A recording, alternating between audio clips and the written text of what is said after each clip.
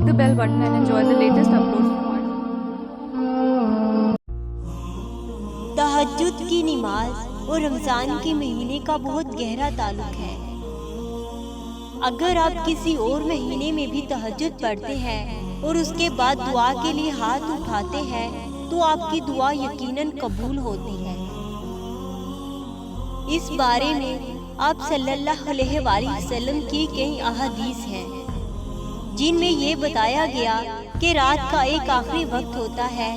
اس وقت اگر بندہ مومن اللہ تعالیٰ سے کچھ مانگے تو اللہ تعالیٰ اسے ضرور عطا کرتا ہے، خالی ہاتھ واپس نہیں بھیجتا۔ اب اس کی عطا کے کئی درجے ہیں، کبھی وہ فوراً عطا کر دیتا ہے، کبھی کوئی مصیبت ٹال دیتا ہے، کبھی وہ دیر سے عطا کرتا ہے جیسے وہ بہتر جانتا ہے، اور کبھی کبھی دعا کا ثواب آخرت میں عطا کرتا ہے۔ لیکن تہجد کے وقت ہر جائز دعا ضرور قبول ہوتی ہے، اور خاص کر رمضان کا مہینہ ہو تو پھر قبولیت اور زیادہ بڑھ جاتی ہے۔ رمضان میں ہمارے لیے آسانی بھی ہے کہ جب ہم سحری کے لیے اٹھیں تو سحری کھانے سے پہلے 4 رکعت یا 8 رکعت تہجد کے نوافل ادا کر لیں، اور رمضان کی برکت سے ہر بندے کا دل نرم ہوتا ہے، اللہ تعالیٰ سے مانگنے کا دل کرتا ہے، شیطان کو بند کر دیا جاتا ہے، تو عبادت میں جو مزہ آتا ہے وہ عام مہینوں میں نہیں آتا۔ اور اسی طرح اللہ کی طرف سے اس مہینے میں رزق بھی بڑھا دیا جاتا ہے، ہر چیز کو ترقی دی جاتی ہے۔ تو جب آپ اس مہینے کے اندر تہجد کی نماز پڑھیں گے تو اس کا اجر بہت ہوگا۔ اگر آپ دعا کی قبولیت چاہتے ہیں، اپنے لیے رزق مانگیں، کسی کی شادی کا مسئلہ ہے تو اس کے لیے دعا کریں، اپنے والدین کے لیے دعا کریں، اپنے لیے ہدایت مانگیں۔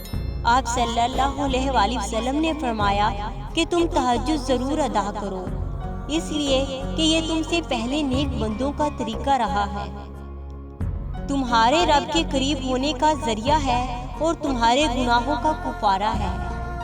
اس سے گناہ معاف ہوتے ہیں اور تہجد کی دعا گناہوں سے روکتی ہے، رب کی قربت بھی ملتی ہے۔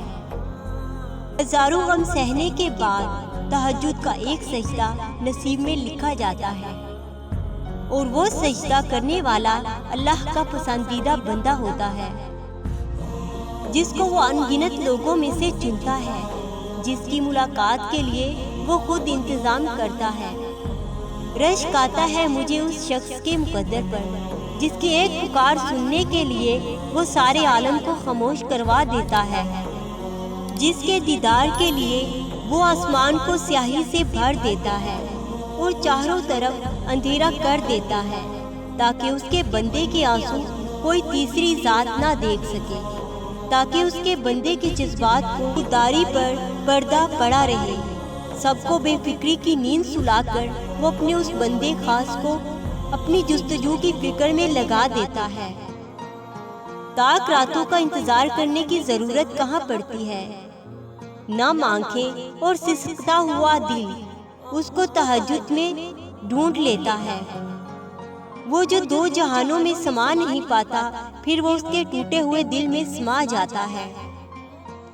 تم سوچتے ہو آزمائش کا وقت بہت لمبا ہوگا، مگر در حقیقت ملاقات کا وقت بڑھا دیا جاتا ہے۔ اللہ کو بہت پسند ہے جب تم دنیا سے نہیں اس سے مانگتے ہو، جب تم بے بسی کا رونا کائنات کے سامنے نہیں اس کے سامنے روتے ہو، جب تم سب ختم ہونے کے بعد بھی اس یقین کے ساتھ دعا کرتے ہو کہ اللہ کے سوا کوئی تمہیں کچھ نہیں دے سکتا، جب تم سجدے پہ سجدہ کرتے ہو، جب تم سانس لیے بغیر بے ساختہ اس کا نام پکارنے لگتے ہو، تب وہ تمہیں دیکھ کر مسکراتا ہے، تب وہ تمہارے یقین کا بھرم رکھ لیتا ہے اور تمہارے مان کی لاج رکھ لیتا ہے، سارے وسوسوں کو ختم کر دیتا ہے۔ اس کی مسکراہٹ دکھائی نہیں دیتی، مگر محسوس کرو تو رگوں میں اس کی محبت کا رنگ خون کی مانند دوڑنے لگتا ہے۔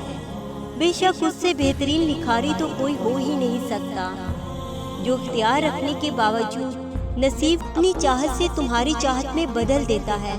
وہ بادشاہوں کا بادشاہ ہو کر بھی تمہیں سنتا ہے، اور ایک تم ہو کہ فرض ہونے کے باوجود اس کی پکار کا جواب نہیں دیتے۔ کبھی اس کی محبت میں رنگ کر تو دیکھو، کائنات کے سارے رنگ پھیکے لگنے لگیں گے۔ کبھی اس کو سن کر تو دیکھو، کائنات کی ساری آوازیں تمہیں بے معنی لگنے لگیں گی۔ وہ جس کو چاہتا ہے اپنی جانب موڑ لیتا ہے، چپ چاپ، اور کسی کو خبر بھی نہیں ہوتی۔ بس پھر وہ ایک حکم دیتا ہے اور کائنات کی ساری طاقتیں متحد ہوتی چلی جاتی ہیں۔ کن اس کے گرد طواف کرنے لگتا ہے اور ساری باتیں فیکون پر ختم ہو جاتی ہیں۔ یوں سبھی کہانیاں مکمل ہو جاتی ہیں۔